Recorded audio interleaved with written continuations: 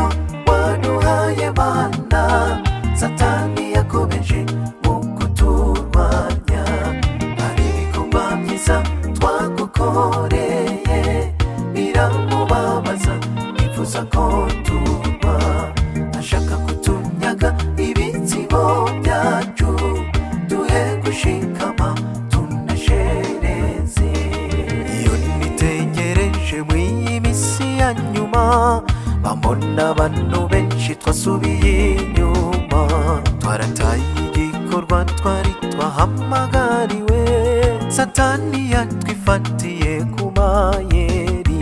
Hari benshi wabwiye ubutumwa maze barihana, ntibyamuryoheye yifuza ko worwa. Eregeye harabona ko camuheranye, akora cane ngwaro nk'abayoboke. Tutakavye turaba nk'ivyapa ku nzira, bigaragaza inzira vyo bitagenda. Wakoze byinshi none unaniwe kuganyuma, garuka ku gikorwa nshuti utanyagwa. Uraduha koko mico waduhaye Mana, Satani yakomeje mu kuturwanya.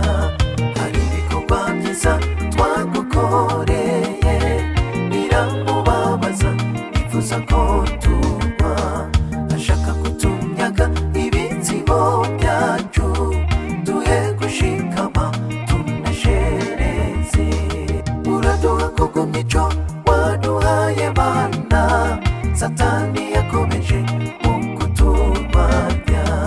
Hari ibikorwa byiza twagukoreye biramubabaza, bifuza ko turwa, ashaka kutunyaga ibitsibo byacu, duhe gushikama tuneshereze.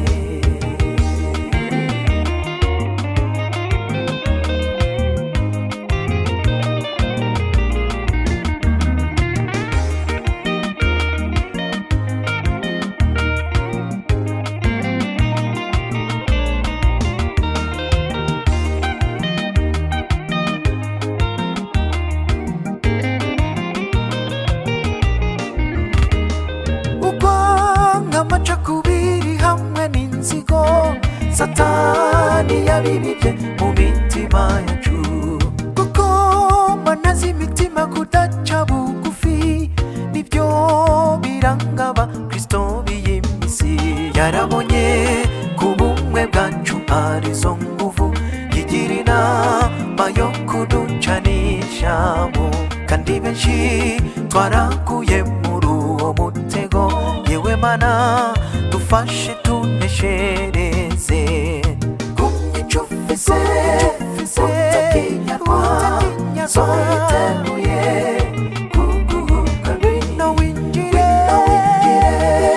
mu munezero, urahaguka gasezerano. Uraduha Mana we, kumyica waduhaye Mana, Satani yakomeje mu kuturwa. Hari ibikorwa byiza twagukoreye biramubabaza, bifuza ko turwa, ashaka kutunyaga, ashaka ibitsibo byacu, duhe gushikama tuneshereze. Uraduha Mana we, uraduha koko mico waduhaye Mana, Satani yakomeje mu kuturwanya.